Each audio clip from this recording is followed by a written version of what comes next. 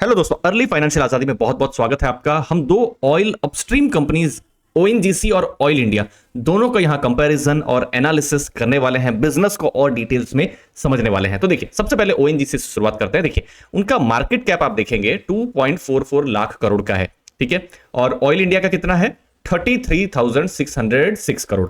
तो एक नजर में इतना पता चल रहा है कि ओएनजीसी सिर्फ मार्केट कैप को ही अगर आप देखेंगे तो 7 टाइम्स बड़ी है compare to oil India. Profits को जल्दी से देख लेते हैं। तो ये देखिए, ये ओएनजीसी का लास्ट ईयर का प्रॉफिट था। ये देखिए, मार्च के समय का प्रॉफिट कितना था? 32,778 करोड़ का। ऑयल इंडिया का कैसा प्रॉफिट था? ये देखिए, हम लाइव में यहां पर आपके सामने ही दिखा रहे हैं। उनका प्रॉफिट था कुछ 9,854 करोड़। तो प्रॉफिट्स में भी आप देखेंगे तो ओएनजीसी का profit compare to oil India बड़ा है और ज्यादा है दोस्तों। अब बिजनेस में कुछ स्पेसिफिक्स में आते हैं। तो देखिए, सबसे पहले ऑयल इंडिया, अभी जो हम लोग के पास जो लेटेस्ट रिजल्ट्स हैं वो है हाफ ईयरली रिजल्ट, मतलब अप्रैल टू सितंबर 2023 के रिजल्ट। ऑयल इंडिया का कैसा परफॉर्मेंस है? तो लास्ट ईयर जो रेवेन्यू था 12,700 करोड़ के आसपास था, ठीक है। और इस बार अप्रैल टू सितंबर 11,601 करोड़, मतलब लास्ट ईयर जो अप्रैल टू सितंबर 2022 में ज्यादा रेवेन्यू था, इस बार थोड़ा रेवेन्यू डिप किया है। प्रॉफिट भी देखिए, लास्ट ईयर ज्यादा था 3,276 करोड़, इस बार प्रॉफिट भी आप देखेंगे डिप किया है 1,938 करोड़, बट एक स्ट्रॉन्ग प्रॉफिट है 1,938 करोड़। और ये क्यों हुआ है ये मैं थोड़ी देर में आपको बताने वाला हूं। ओएनजीसी के केस में आप देखेंगे कुछ ऐसा ही नंबर है। रेवेन्यू आप देखेंगे लास्ट ईयर के कंपैरिजन में 11.6% गिरा है, लेकिन प्रॉफिट्स जो है ऑलमोस्ट डबल हुए हैं। यहां पर नेट प्रॉफिट 15,411 करोड़ से 33,936 करोड़, ठीक है। तो रेवेन्यू दोनों ही केस में कम हो रहे हैं। अब ओएनजीसी के केस में जो प्रॉफिट है वो इंक्रीज हुआ है। तो ऐसे क्यों नंबर्स हैं उसको भी थोड़ा समझना जरूरी हो जाता है। तो देखिए, ऑयल इंडिया और ओएनजीसी, जब हम बिजनेस की बात कर रहे हैं तो ऑलमोस्ट सिमिलर बिजनेस है और इसीलिए हम कंपैरिजन भी कुछ कर रहे हैं, ठीक है। अगर सोच लीजिए आईटी कंपनी इंफोसिस होता या ओएनजीसी होता तो हम कंपैरिजन नहीं कर सकते, दोनों ही अलग है। तो ऑयल इंडिया और ओएनजीसी क्या करते हैं? ऑयल है, गैस है, जिसकी बहुत जरूरत है हमको आपको हमारी लाइफ में, चाहे वो कार चलाने के लिए हो या प्लास्टिक्स या पेंट्स बनाने के लिए हो, तो ऑयल की बहुत ज्यादा जरूरत है। और अनफॉर्चुनेटली हमारे देश में उतना ऑयल है नहीं, और इंडिया अभी भी, ये दोनों बड़ी कंपनियां हैं, फिर भी 80% से ज्यादा हम ऑयल क्या करते हैं? बाहर से एक्सपोर्ट करते हैं। और इसीलिए क्या होता है, हम लोग का एक्सपोर्ट बिल भी बढ़ जाता है, ठीक है। तो जितना ज्यादा ये दोनों कंपनियां अपना ऑयल को जो प्रोडक्शन ज्यादा करे वो इतना इंपॉर्टेंट हो जाता है। तो इन्हें क्या कहा जाता है? इन्हें अपस्ट्रीम कंपनीज कही जाती है, जो ऑयल को खोजते हैं और जो ऑयल को बिल्कुल आपके घर तक लेकर आते हैं। जैसे सोच लीजिए आपके घर के पास जो पेट्रोल पंप होते हैं, जहां से आप पेट्रोल डीजल जो आप यूज करते हैं, तो उन्हें क्या कहा जाता है? उन्हें डाउनस्ट्रीम कंपनीज कहा जाता है। तो मोस्टली जैसे Indian oil, Bharat petroleum, Hindustan petroleum, वो सब कंपनीज हैं, ये अपस्ट्रीम कंपनीज हैं, ठीक है। ये डायरेक्टली आपके साथ बहुत जुड़े हुए नहीं है, लेकिन इनडायरेक्टली ये लोग आपके साथ जुड़े हुए हैं। अब हुआ क्या था, लास्ट ईयर में बहुत ही अच्छा प्रॉफिट हुआ था, और उसका रीजन क्या था कि क्रूड के जो प्राइस थे बहुत ज्यादा बढ़ गए थे, तो जो रियलाइजेशन था वो बहुत ज्यादा बढ़ गया था। तो एक चीज जरूर समझिएगा जब बिजनेस एनालिसिस कर रहे हैं, या हर क्वार्टर में देखना कि क्रूड का क्या रियलाइजेशन है, कि आपने ऑयल तो बेचा, वो तो रेवेन्यू आपने कमाया, लेकिन आपने फाइनली कितना प्रॉफिट आपने कमाया, ये किस पर डिपेंड करता है कि क्रूड का क्या प्राइसेस है, ठीक है। अब हमने देखा थोड़ी देर पहले कि ऑयल इंडिया के केस में प्रॉफिट यहां पर कम हुए हैं। वो क्यों कम हुए हैं? अब एक उन्होंने प्रोविजन किया हुआ है जीएसटी ऑन रॉयल्टी का, और उसके कारण से कोई एक अदर जो प्रोविजंस हैं जिसकी वजह से वो प्रॉफिट्स इस बार कम हुए। तो ऐसा नहीं है कि प्रॉफिट्स अचानक से कम हुए हैं, प्रॉफिट्स हुए हैं, लेकिन उन्होंने प्रोविजंस करके अलग से रख दिया है, और वो अभी डिस्प्यूट चल रहा है। फिर क्या रिजल्ट आएगा वो फिर आने वाले जो टाइम है उसमें पता चलेगा, ठीक है। और लास्ट ईयर इतना अच्छा प्रॉफिट्स हुआ था तो गवर्नमेंट ने विंडफॉल टैक्स भी लगा दिया था। और विंडफॉल टैक्स लगाने के बाद में जो ऑयल का जो रियलाइजेशन है वो थोड़ा सा कम हो जा रहा है। और अभी आप बिल्कुल रिसेंट में देखेंगे, ये देखिए, ये है बिल्कुल रिसेंट का ही डेटा, जहां पर बिल्कुल दिसंबर के महीने में गवर्नमेंट ने विंडफॉल टैक्स को थोड़ा सा कम किया हुआ है। ये December 1, 2023 बिल्कुल लेटेस्ट है दोस्तों, यहां पर कम किया है। अब ये क्यों जरूरी है? देखिए, आप ऐसा मान लीजिए कि ये डॉलर में मैं लिखता हूं, डॉलर 80, 90, 100 से ऊपर अगर कंपनी कमा रही है, रियलाइजेशन कर रही है, तो बहुत ज्यादा यहां पर प्रॉफिट जैसा हो जा रहा है। तो जनरली जो गवर्नमेंट है विंडफॉल टैक्स से ये बोल रही है कि देखिए, क्रूड के प्राइस बहुत ज्यादा है, आप लोग सुपर नॉर्मल प्रॉफिट कमा रहे हैं, तो हम इस पर कुछ टैक्स लगा देते हैं। और ये ऐसा नहीं है कि ये नया है, ये हर 15 दिन में हो रहा है, पिछले 1-1.5 साल से ही हो रहा है, ठीक है। तो अराउंड $70-75 तक का रियलाइजेशन मिल रहा है, मतलब कंपनियों को कहा जा रहा है कि आप इतना तक तो कमाइए, उसके ऊपर अगर आप कुछ कमा रहे हैं तो फिर हम यहाँ टैक्स लगा देंगे। तो अभी उन्होंने टैक्स घटाया है। अब टैक्स घटाया है, उसका एक कारण यह हो सकता है कि ग्लोबल लेवल पर ऑयल के प्राइसेस भी जो है कम हुए होंगे।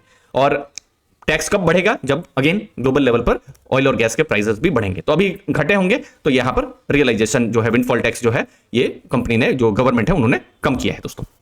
अब बिजनेस में क्या देखना है, बहुत इंपॉर्टेंट है। ऑयल इंडिया के केस में ये 6 महीने आप देखेंगे ऑयल और गैस दोनों का प्रोडक्शन बढ़ा है। क्रूड ऑयल का प्रोडक्शन लास्ट ईयर जितना था 1.569 एमएमटी था, इस बार 1.655 एमएमटी है।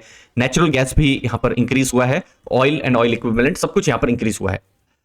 ओएनजीसी के केस में कुछ अलग डेटा है। ओएनजीसी के केस में हमको देखने को मिल रहा है थोड़ा सा डाउनफॉल, और ये सिर्फ एक क्वार्टर में नहीं, ये लास्ट 5-6 साल से देखने को मिल रहा है, जहां पर ओएनजीसी के केस में जो प्रोडक्शन है वो गिर रहा है। अब देखिए, रेवेन्यू आप कमा रहे हैं, लेकिन फ्यूचर में रेवेन्यू आपको मिलते रहे उसके लिए क्या जरूरी है कि आपका प्रोडक्शन बढ़ता रहे। लेकिन प्रोडक्शन के जब केस में हम देख रहे हैं कि ऑयल इंडिया का बढ़ रहा है, ओएनजीसी का यहां पर कम हो रहा है दोस्तों। अब हम जाएंगे बिजनेस इनसाइट्स, वैल्यूएशंस, स्क्रीनर में और एनालिसिस करेंगे, लेकिन उससे पहले दोस्तों हम बिजनेस एनालिसिस पर बहुत फोकस करते हैं।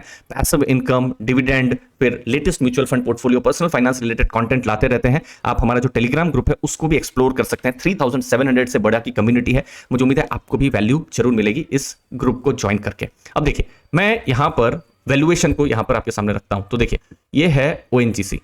अब यहां मैं प्राइस टू बुक वैल्यू को यहां पर मैं इंपॉर्टेंस दूंगा। तो देखिए बुक वैल्यू कितना है, 246 रुपीज पर शेयर। अगेन, अब बुक वैल्यू क्या है? थ्योरेटिकली समझ लीजिए कल से कंपनी नहीं है तो जितने भी एसेट्स हैं सब कुछ बेच के सब कुछ, उनकी नेट वैल्यू क्या निकलती है और पर शेयर क्या वैल्यू निकलती है, ये 246 है। वैसे आप देखेंगे तो बुक वैल्यू बहुत होगी, लाखों करोड़ों में होगी, लेकिन पर शेयर वैल्यू 246 के आसपास है। ओके, पहली चीज। अब हिस्टोरिकली आप देखेंगे प्राइस टू बुक ओएनजीसी को कितना मिला है, 1 के आसपास मिला है। इनफैक्ट 2012-13 उस समय में देखिए 2.4 का भी उनको प्राइस टू बुक मिला हुआ था। देखिए, और जितना हो सकता है मैं पुराना डेटा लाने की कोशिश कर रहा हूं। देखिए 2012-2013 में देखिए 2 के आसपास बुक वैल्यू था, देख रहे हैं।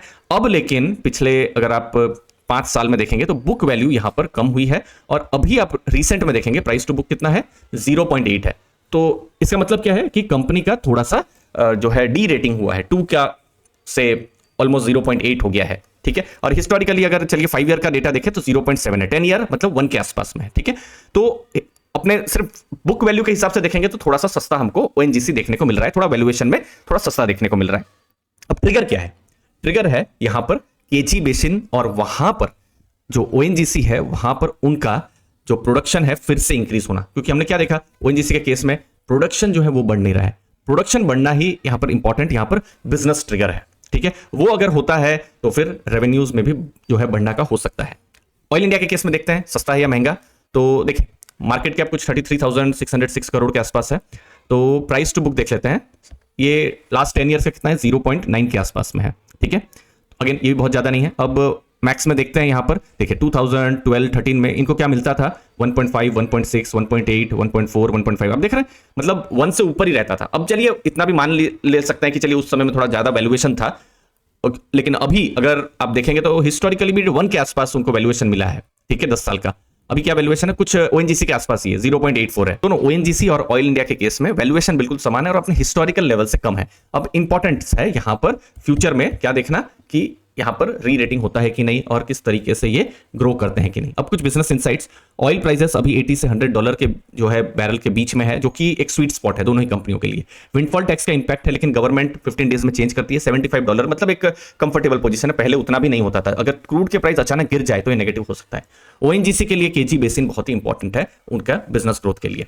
बिजनेस में क्या की रिस्क है, क्रूड ऑयल का जो प्राइस है वो फ्लक्चुएट होता रहता है, कभी ऊपर कभी नीचे, ये हमेशा देखना है। अगर ये अचानक नीचे हो गया तो नेगेटिव है, अगर यही $80-100 के आसपास रहा तो फिर एक स्वीट स्पॉट आप दोनों ही कंपनियों के लिए मान सकते हैं।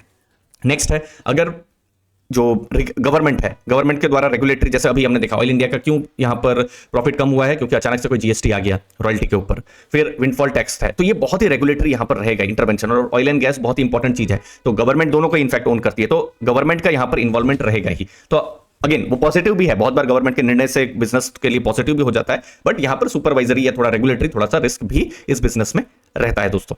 तो दोनों ही कंपनियां अपनी जगह में इंटरेस्टिंग है, दोनों के अपने पॉजिटिव है, अपने नेगेटिव है। मुझे उम्मीद है आपको एनालिसिस में मदद मिली होगी बिजनेस को समझने के लिए। आपके कीमती समय के लिए बहुत बहुत धन्यवाद। थैंक यू दोस्तों।